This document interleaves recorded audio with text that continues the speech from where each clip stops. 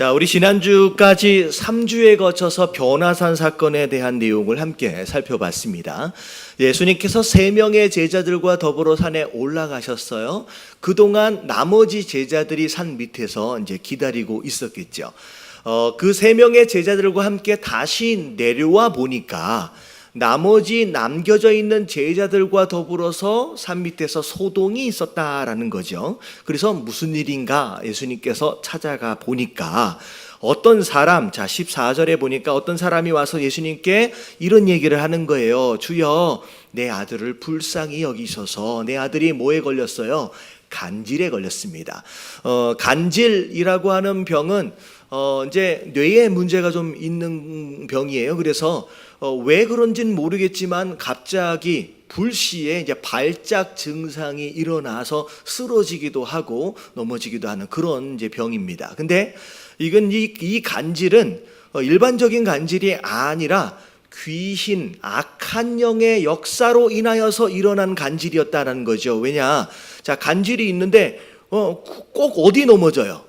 자주 불에도 넘어지고 물에도 넘어지면 위험한 꼭 그런 상황에 자꾸 넘어진다라고 하는 거, 이게 이제 의학적으로 잘못된 어떤 병이기보다는 악한 영에 사로잡혀서 간질과 같은 그런 발작 증세가 지금 일어나고 있는 거죠. 근데 문제가 뭐냐? 자, 내가 먼저 제자들에게 와서 고쳐달라고 얘기를 했는데, 자, 제자들이 고칠 수가 있었어요? 없었어요? 없었다는 거죠. 자, 그것으로 인하여 이미 소동이 일어난 겁니다. 예수님께서 그 얘기를 듣고서 17절에 보니까 자, 뭐라고 말씀하시느냐? 믿음이 없고 패역한 세대요. 다시 말하면 귀신이 쫓겨나가지 않았던 이유, 간질이 낫지 않은 이유는 자, 뭐가 없었기 때문이다. 믿음이 없다라고, 믿음이 없었기 때문에 이런 일이 일어났다라는 거죠. 더군다나 예수님 뭐라고까지 말씀하시냐? 내가 얼마나 너희와 함께 있으며 얼마나 너희에게 참으리요. 이 얘기는 뭐냐면 이미 예수님은 제자들과 함께 3년여 정도의 시간을 보내셨어요. 자, 이제 예루살렘으로 올라가고 계시는 상황인데, 자, 예루살렘에 올라가시면 이제 어떻게 일만 남았느냐? 십자가에 못 박혀 돌아가시는 일밖에 안 남았어요. 자, 그 일 이유는 이제 승천하시고 더 이상 제자들과 함께 할 수가 없는데, 곧 떠나셔야 되는데 제자들은 아직도 믿음이 없어서 모두 못 고치는 거예요. 간질 하나를 못 고치고 있는 거예요. 귀신 하나를 쫓아내지 못하는 거예요. 너무 마음이 아파서 예수님께서 이 제자들에게 화를 내시게 됩니다. 그리고 나서 데리고 오라라고 말씀하시고 기도해 주시니까 즉시 귀신이 떠나고 간질이 나았다라고 하는 내용이 오늘 말씀의 내용이에요. 자, 우리가 오늘 말씀을 통하여 믿음에 대해서 우리가 잠시 살펴볼 필요가 있다는 거예요. 왜 간질이 낫질 않았을까? 왜 귀신이 쫓겨나질 않았을까? 믿음이 없기 때문이다 라고 예수님 말씀하시는데, 믿음이 없다라는 것이 곧 무슨 얘기고 믿음이 있다라는 건 또 무슨 얘기냐? 굉장히 추상적인 단어로서의 믿음. 어떤 분들은 그렇게 얘기해요. 부부끼리 서로 얘기하면서 그래도 내가 당신보다는 믿음이 좋아. 도대체 뭘 근거로 내가 당신보다 믿음이 좋다고 얘기를 하는지 오늘 3가지 기준을 가지고 믿음을 좀 평가해 볼 수 있으면 좋겠습니다. 그래서 믿음이 뭐냐라고 하는 거에 대한 자, 첫 번째 기준 자, 말씀드리도록 하겠습니다. 자, 1번 같이 한번 읽어볼게요. 다 같이 시작. 기대감과 간절함이 곧 믿음이다. 자, 믿음 추상적인 단어인데, 자, 이 믿음을 조금 더 구체적으로 설명을 해보면, 자, 기대감 그리고 간절함이 곧 믿음이에요. 자, 이게 무슨 뜻인지를 볼게요.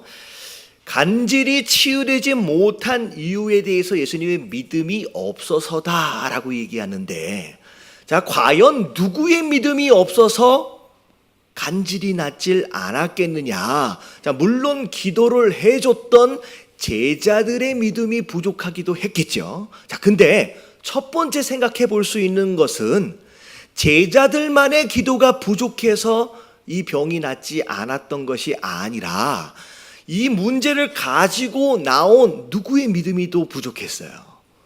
예, 이 아버지의 믿음이 사실 부족했다라고 생각할 수 있어요. 자, 왜냐하면 상황을 좀 설명을 드릴게요. 이 간질병을 알고 있는 이 아들을 고쳐보겠다고 아버지가 데리고 왔어요. 근데 데리고 올 때, 누굴 만나려고 데리고 왔어요?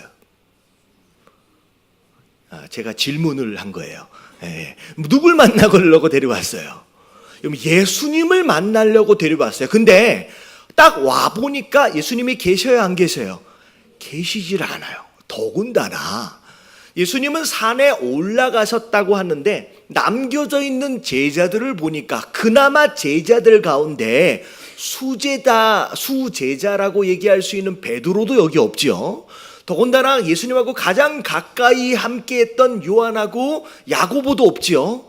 어떻게 보면 능력이 좀 있어 보이는 이 세 명의 제자들은 예수님과 함께 산으로 올라가 버리시고, 자, 일반적인 눈으로 볼 때에 어떤 제자들만 남아있는 거예요, 지금?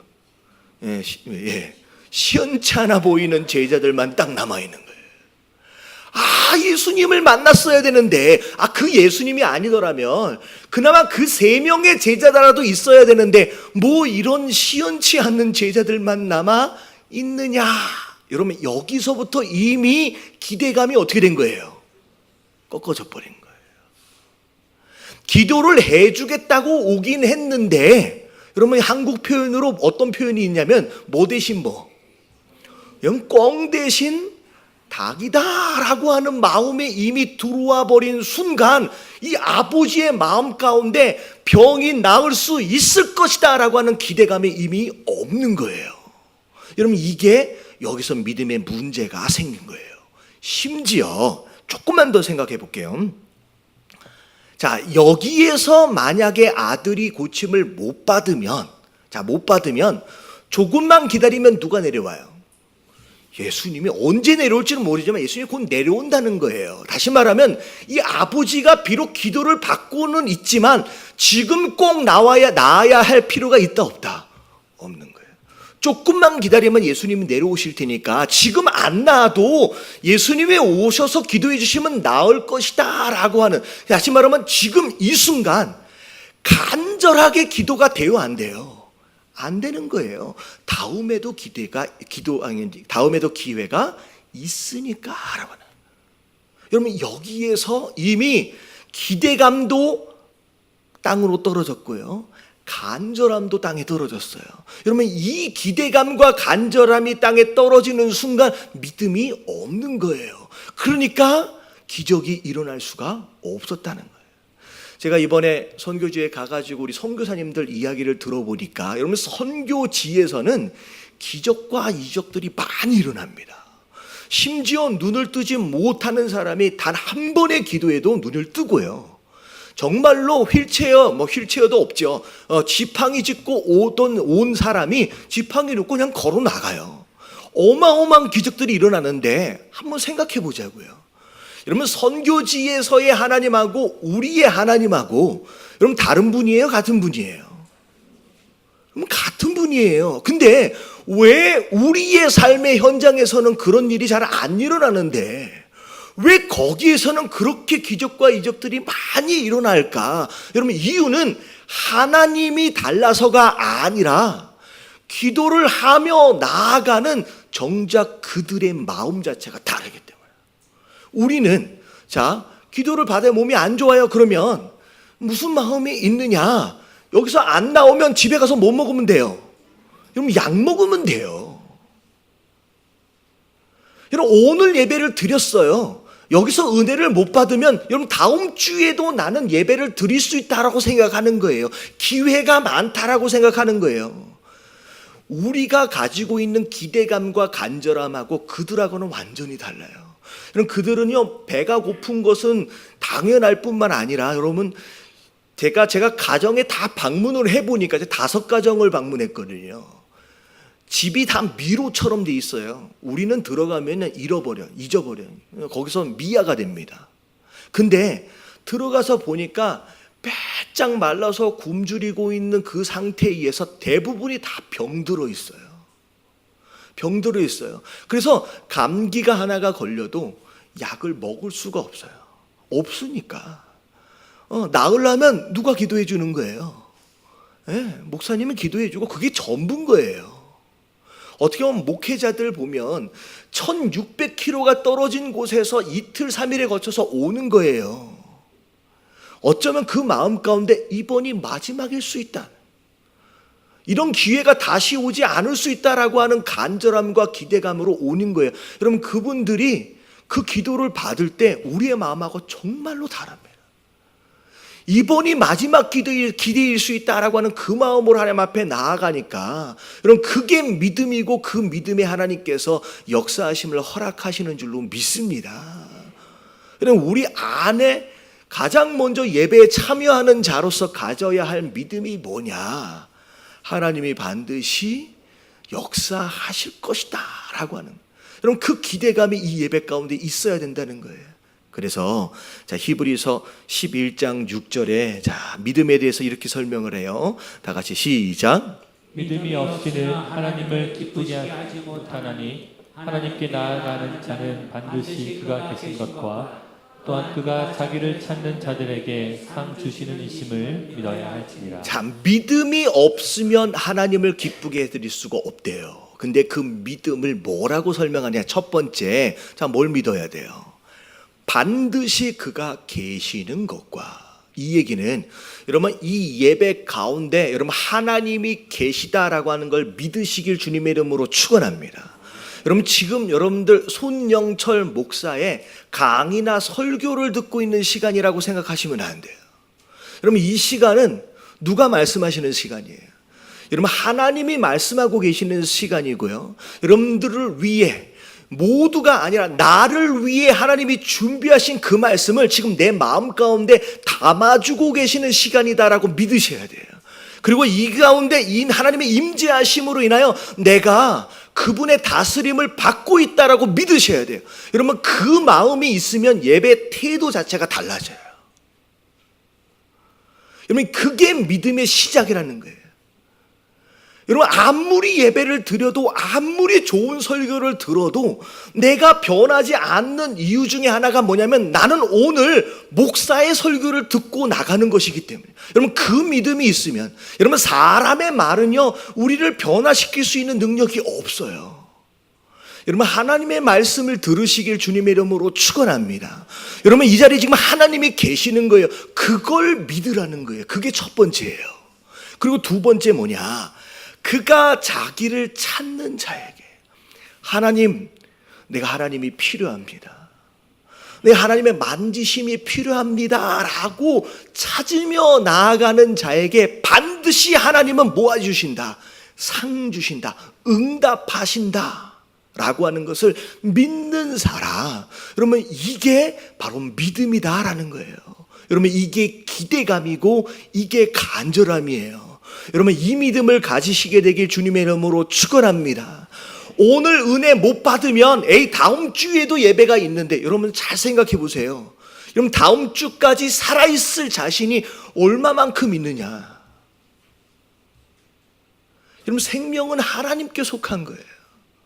여러분, 오늘이 마지막 예배일 수 있다라고 하는 마음이 있으면요, 여러분, 이 예배에서 승부를 보는 거예요. 제가 이 주보를 만들면서 이 뒤에 말씀 요약들을 다 해드리는 이유가 뭐냐면, 그냥 공부하자는 얘기가 아니라 뭐 하자는 얘기였어요. 한 말씀도 내가 놓치지 않고 싶습니다. 여러분, 그 마음, 여러분, 그 마음이 하나님 보시기에 기뻐하실 만한 그런 믿음이다라고 말씀합니다. 자, 우리가 나중에 보면 마태복음 20장 30절부터 31절까지 보면 맹인 두 사람에 대한 이야기가 나와요. 여러분, 앞을 보지 못하는 사람 진짜 힘들고 답답할 수밖에 없을 거예요. 근데 이 두 사람이 앉아서 구걸을 하는데 예수님에 대한 소식들을 귀로는 많이 들었을 거예요. 와, 예수님은 능력이 대단해서 심지어 문둥병, 맹인, 안진병이, 심지어 죽은 사람까지도 살려내시는 어마어마한 능력이 있다라고 귀로 들었어요. 근데 중요한 건 앞을 보지를 못하니까 예수님을 찾아갈 수가 없는 거예요. 그래서 그냥 그 자리에 앉아 있는 거예요. 근데 사람들이 웅성웅성하는 소리가 들려서 무슨 일인가라고 들어봤더니 지금 내 앞으로 누가 지나가요? 지금 예수님이 지나가는 거예요. 내 앞으로 예수님이 지나간다라는 것을 딱 깨닫는 순간 이들이 뭐라고 외치냐면 주여 우리를 불쌍히 여기셔서 다윗의 자손이여 소리를 고래고래 지르는 거예요. 여러분 주변에 있는 무리들이 뭐라고 얘기하느냐? 조용히 좀 해라. 혼을 냅니다. 혼을 내는 거예요. 여러분 이게 되게 중요해요. 여러분 주변에 지나가는 무리 그냥 무리가 아니에요. 앉아서 구걸하고 있는 이 맹인의 입장에서는요 지나가는 무리가 뭐예요? 솔직히 그냥 밥줄이에요. 이 사람들 눈에 잘못 보여서 얻어먹지 못하면 굶어 죽는 거예요. 어떻게 보면 지나가는 사람이 꾸짖으면 들을 수밖에 없는 상황이지만 지금 이 맹인은 그게 중요한 게 아니야. 누가 나를 뭐라 그러든 상관이 없이 그냥 고래고래 소리를 지르는 거예요. 무슨 마음? 지금 이 예수님이 지나가시는데 내가 이 예수님을 못 만나면 다시는 예수님을 만날 수 있는 기회가 없다라는, 실제로 이게 마지막 기회였어요. 이 여리고성을 지나가셔서 예루살렘에 올라가시면 십자가에 못 박혀 돌아가시는 거예요. 이게 육신적으로 살아계실 때의 예수님이 마지막 길을 지나가시는데 그 기회를 잡아야 되겠다고. 결국 그 기회를 잡아낸 것으로 말미암아 맹인이 치유를 받게 되는 거예요. 다음에도 또 기회가 있다라는 생각을 여러분 내려놓으시고, 여러분 내가 오늘 드리고 있는 이 예배의 이 순간이 내 인생 마지막 예배일 수 있다라고 하는 기대감과 간절함으로 주님 앞에 나아갈 수 있는 저와 여러분들 되시길 주님의 이름으로 축원합니다. 그래서 첫 번째, 자, 믿음은 뭐가 믿음이에요? 기대감과 간절함. 여러분 이것이 여러분들의 마음을 만지시게 되는, 여러분 근거가 되는 줄로 믿습니다. 자, 두 번째입니다. 자, 2번 같이 한번 읽어볼게요. 다 같이 시작. 의심하지 않고 응답에 맞게 반응하는 것이 믿음이다. 자, 믿음이다라고 하는 것은 곧 뭐가 없는 게 믿음이냐? 의심하지 않는 것이 믿음이래요. 자, 오늘 말씀에 보면 이 아버지가 예수님을 만나면서 하는 이야기, 여러분 이 사건이 사실 굉장히 중요한 사건입니다. 그래서 마태복음뿐만 아니라 마가복음, 누가복음에도 같이 기록되어져 있어요. 근데 이 아버지가 말하는 이 대사, 이 표현이 이 마가는 어떻게 표현했냐면 조금 더 구체적으로 표현하고 있어요. 자, 마가복음 9장 22절서부터를 보면 같이 한번 읽어볼게요. 시작. 귀신이 그를 죽이려고 불과 물에 자주 던졌나이다. 그러나 무엇을 하실 수 있거든 우리를 불쌍히 여기사 도와주옵소서. 자, 문제의 표현이 무엇이냐? 무엇을 할 수 있거든. 다시 말하면 예수님의 능력에 대해서 완벽하게 신뢰한 상태가 아닌 거죠. 심지어 예수님 뭐라고 말씀하시냐? 예수께서 이르시되 할 수 있거든이 무슨 말이냐? 믿는 자에게는 뭐하다? 능히 하지 못할 일이 없다라고 말씀하시는 거예요. 그러니까 24절에 그때야 그 아이의 아버지가 소리를 지르는 거예요. 아, 내가 뭐가 없었구나.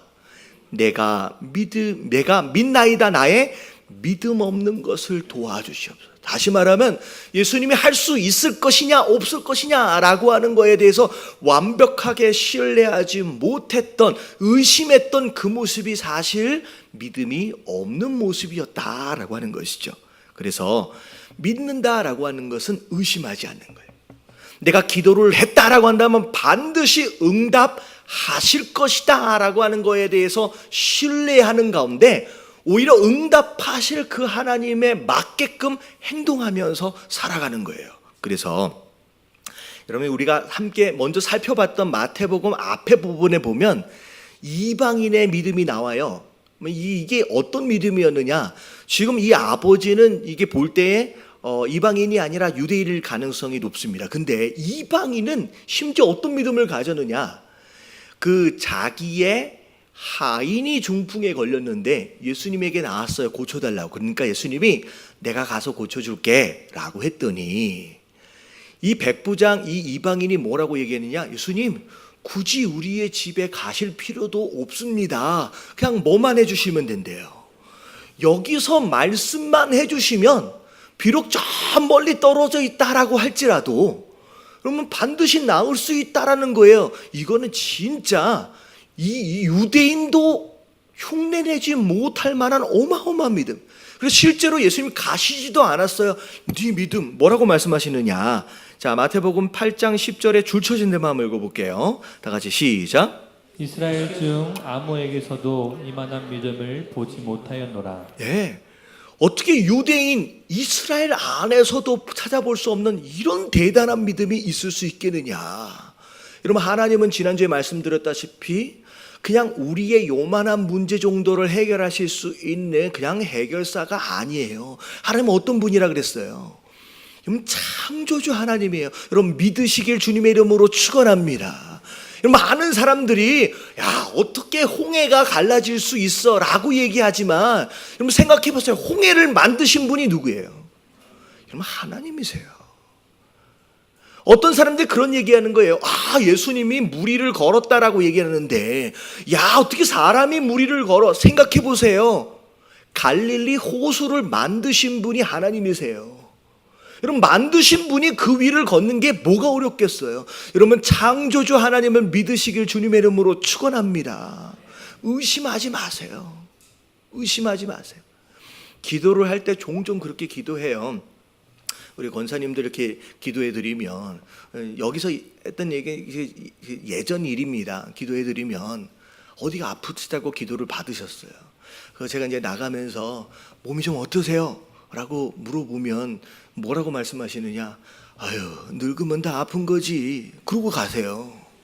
기껏 기도해 드렸는데 나을 수 있다라고 하는 믿음은 요만큼도 없어요. 그냥 늙으면 뭐 하는 거다. 늙으면 아픈 것이다라고 하는 믿음이 더 강한 거예요. 그럼 기껏 기도해 놓고 진짜 내 속에 있는 진짜 믿음이라고 하는 걸 들여다보면 아, 이거는 해결이 안 된다라고 하는 그 믿음이 더 강할 때가 있어요. 여러분, 이게 의심이라는 거예요. 여러분, 반드시 하나님은 응답하신다라고 하는 걸 믿으시길 주님의 이름으로 축원합니다. 그래서 야고보서 1장 6절부터 8절까지 같이 한번 읽어봅니다. 시작.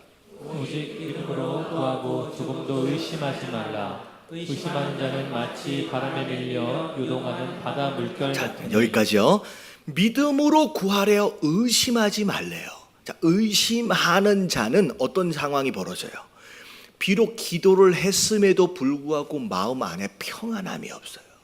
여러분, 진짜 믿음을 가지고 기도를 하면요, 하나님이 우리 마음 안에 뭘 먼저 주시냐면 평안함을 주세요. 아직 환경이 바뀌지 않았음에도 불구하고 믿음으로 기도하고 의심하지 않으면 이 마음 가운데 뭐가 먼저 들어오냐면요, 평안함이 들어와요. 그래서 하나님 뭐라고 말씀해요? 이런 사람은 무엇이든지 주께 얻기를 생각하지 말래요. 의심하는 자는 응답받을 걸 기대하지 말래요. 그리고 두 마음을 품었다. 하나님이 과연 해주실까? 안 해주실지도 모르는데 라고 하는 그 마음이 하나님 보시기에는 진짜 나를 향하여 믿는 그 진짜 믿음이 아니라는 거예요. 두 가지 마음을 품는. 그래서 그들을 위하여 줄 것이 없다라고까지 예수님 말씀하고 계시는 거예요. 여러분, 의심하지 말라. 그리고 나서 이 마가복음 11장 23절에 보면 마지막 절처진 데를 보면 이렇게 이제 설명을 하고 있습니다. 23절 그냥 다 읽어볼게요. 다 같이 시작. 내가 진실로 너희에게 이르노니 누구든지 이 산더러 들려 바다에 던져지라 하며 그 말하는 것이 이루어질 줄 믿고 마음에 의심하지 아니하면 그대로 되리라. 네, 의심하지 않고 진짜 믿음으로 기도하면 뭐가 또 옮겨진대요? 그러면 산도 곧 바다에 던져지리라 하면 던져진대요. 산이 옮겨진다라고 하는 그런 역사가 일어난대요. 심지어 오늘 마태복음 20장 오늘 본문의 20절에 보면 이걸 또 뭐라고 설명하느냐, 의심하지 않는 믿음이 곧 겨자씨 한 알 만한 믿음이다라고 설명을 합니다. 그래서 여러분, 의심하지 않으면 심지어 산도 옮긴다라고 하는 것이 예수님의 말씀이에요. 제가 이 말씀을 꼭 드리면 제가 예를 들어드리는 우리 할머니 이야기가 있어요. 제 할머니가 아니고 어떤 목사님이 이야기해 주신 내용인데, 어떤 내용이냐, 겨자씨 한 알 만한, 그래서 의심하지 않는 그 믿음을 가지면 산도 옮겨진다라고 하는 말씀을 새벽 예배 때 이제 증거하셨나 봐요. 그 설교를 들으신 할머니가, 야, 믿음이 이렇게 대단한 거구나, 그래서 놀라셨대요. 그리고 집에 와서 이제 앞에 마루에 이렇게 앉아 있는데 그 집에 보면 앞마당에 이렇게 나무 한 그루가 심어져 있더라는 거예요. 근데 이 앞마당에 이 나무 한 그루 때문에 볕이 안으로 안 들어와요. 그러니까 할머니가 곰곰이 생각하다가 그날 아침에 목사님 말씀하셨던 그 내용이 떠오른 거예요. 겨자씨 한 알만한 믿음만 있으면 뭐도 옮겨진대요. 이거 산도 옮겨진다는데, 이 나무 정도는 옮길 수 있어야 되는 거 아닌가, 그런 마음이 들어오더래요. 그래서 기도하셨어요. 하나님, 이 앞마당에 있는 이 나무가 참 보기가 안 좋은데 이게 좀 뒷마당으로 옮겨졌으면 좋겠습니다 라고 기도를 하신 거예요. 그리고 나서 이제 밤에 이제 주무셨는데 아침에 일어나서 이 나무가 과연 옮겨졌을까? 그런 생각이 드는 거예요. 그래가지고 진짜 옮겨졌을까라고 궁금해가지고 앞마당의 문을 확 열으셨대요. 자, 그랬더니 어제 믿음으로 기도했잖아요. 그러면 앞마당에 있는 이 나무가 여러분 뒷마당으로 옮겨졌을까요? 안 옮겨졌을까요? 안 옮겨졌어요? 믿음을 좀 가지고 딱 열었는데 그 나무가 그대로 있는 거야. 나무가 옮겨지지 않는 그 상황을 딱 보자마자 이 할머니가 생각한 게 뭐냐면, 이 목사가 나한테 사기를 친 거구나, 거짓말을 한 거구나. 너무 화가 나서 할머니가 목사님을 찾아가셨어요. 아침에. 아이고 목사님, 이러면 안 되지. 왜 늙었다고 나한테 거짓말하면 되나. 내가 분명히 기도했는데 이게 안 옮겨졌다라고 해서 얘기를 하니까 목사님 하시는 얘기가, 할머니 진짜 의심하지 않고 믿음으로 기도하셨어요? 그럼 내가 진짜 믿음으로 기도했지. 다시 한번 물을게요. 진짜 믿음으로 기도하셨냐고. 그렇다고. 목사님 하신 얘기가, 만약에 할머니가 진짜 믿고 의심하지 않고 기도하셨다라고 한다면 이미 옮겨져 있을 그 나무를 확인하기 위해서 어디에 문을 여셨을 거라? 뒷마당의 문을 여셨을 거라는 거예요. 다시 말하면 앞마당의 문을 연 것 자체가 이게 과연 옮겨졌을까? 이게 뭐예요? 사실은 의심이죠.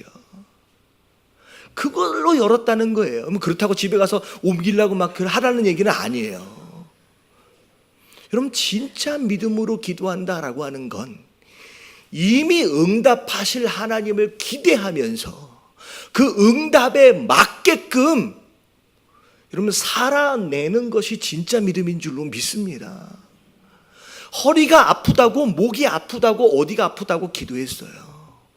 여러분, 기도를 받았으면, 기도를 했으면, 나는 허리가 나았다, 나는 목이 나았다, 나는 위장이 나았다, 여러분 나은 것에 합당한 반응을 보이시길 주님의 이름으로 축원합니다. 내가 여기가 아파서 저기가 아파서 그래서 저는 아프리카까지 못 가요, 그게 아니라 여러분 먼저 발을 띄는 거예요. 여러분 가면, 먼저 순종하고 나아가면 여러분 건강을 주시는 줄로 믿습니다. 여러분 이번에 선교팀들도 다 마찬가지였어요. 재정이 없어서 너무 힘들었는데 가겠습니다 라고 이름을 적는 순간 전화가 오는 거야. 너 돈 뭐 필요한 거 없냐? 실제로 우리 가서 간증을 하면서 나는 이 비행기표가 비싸거든요. 나는 돈이 없는데 어떻게 갈까? 근데 하나님 마음을 주시는 거예요. 내가 이번에 가야 되겠는데? 그 마음을 주시니까 이름을 적고 나서 전화가 오더라는 거예요. 뭐가 필요한 게 없냐. 하나님이 채워주시는 거예요. 여러분, 건강이 없어서 못 간다고 생각하지 마세요.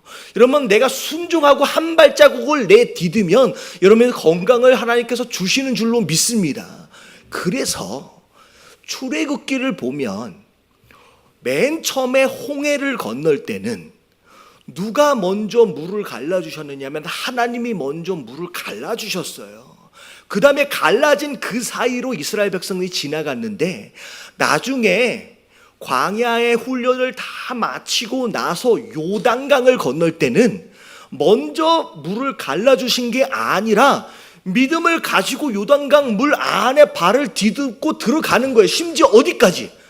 허리까지 미칠 때까지 들어갈 때 그 순간 위에서부터 물이 멈춰지기 시작하는 하나님 역사가 나타나는 거예요. 다시 말하면 응답하시면, 보여주시면 그러면 내가 뭘 하겠습니다가 아니라 하나님이 감동하심을 따라 먼저 한 발을 내디며 순종하는 순간, 그때부터 응답이 시작되어지는 줄로 믿습니다. 제가 이번에 선교를 나갈 때도 그랬어요. 우리가 함께 선교를 나갔으면 좋겠는데 예담교회 첫 번째 해외 선교예요. 그래서 좀 가까운 데로 갔으면 생각했는데 갑자기 탄자니아로 딱 결정이 되어지는 순간, 와, 이거 같이 갈 수 있는 사람이 한 명도 없겠네 싶더라고요. 그래서 저는 그랬어요.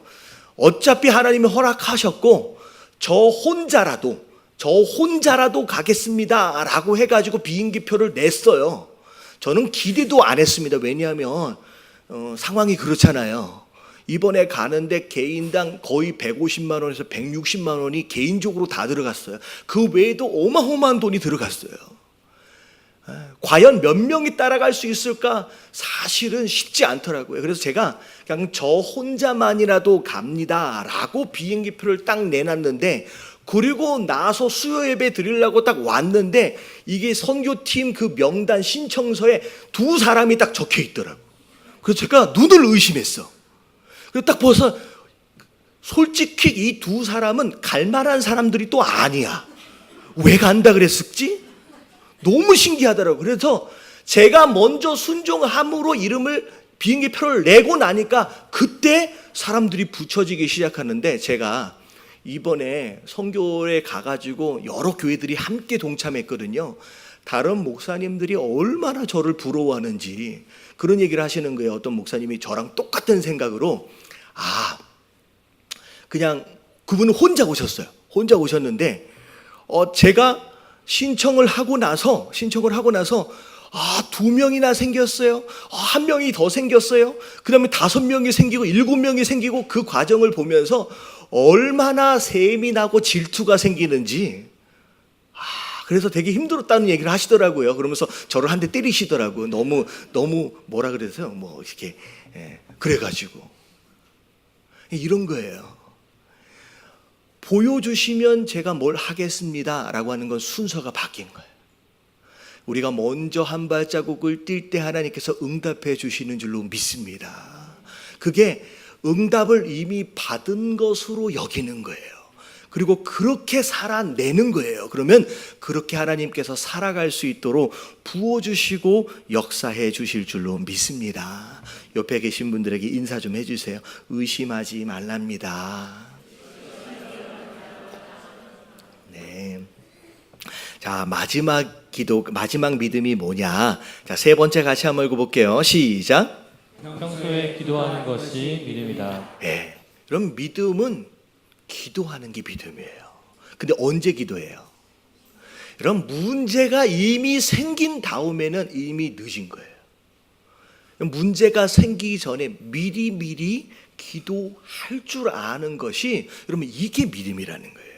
자, 오늘 말씀을 보면, 자, 제자들이 열심히 쫓아보려고 애를 썼는데 안 나갔어요. 그러면서 왜 예수님은 한 방에 나가는데 왜 우리는 안 될까? 그래서 19절에 보면 제자들이 예수님을 따라가면서 사람들이 없는 곳에서 물어보는 거예요. 예수님, 왜 우리는 쫓아내지 못했습니까? 라고 물어보니까 예수님 뭐라고 말씀하세요? 동일하게 너희의 믿음이 작기 때문이다 라고 말씀해 주시는 거예요. 근데 여러분 이게 마태복음은 믿음이 작다라고 표현을 했는데 여러분 이걸 마가복음에 보면 마가복음은 그때 있었던 예수님의 표현들을 굉장히 자세하게 설명을 하는데 여러분 이걸 똑같이 볼게요. 마가복음 9장 28절을 보면 자 이렇게 나와 있어요. 집에 들어가심에 제자들이 조용히 묻되 우리가 어찌하여 능히 이 귀신들을 쫓아내지 못했습니까? 라고 했더니 예수님 뭐라고 말씀하세요? 다 같이 이르시되 시작. 이르시되 기도 외에 다른 것으로는 이런 종류가 나갈 수 없느니라. 다시 말하면 마태복음은 믿음이 작아서다라고 얘기하는데 마가복음은 그 믿음이 작다라는 것을 더 길게 표현한 거예요. 뭐가 믿음이 없는 거예요?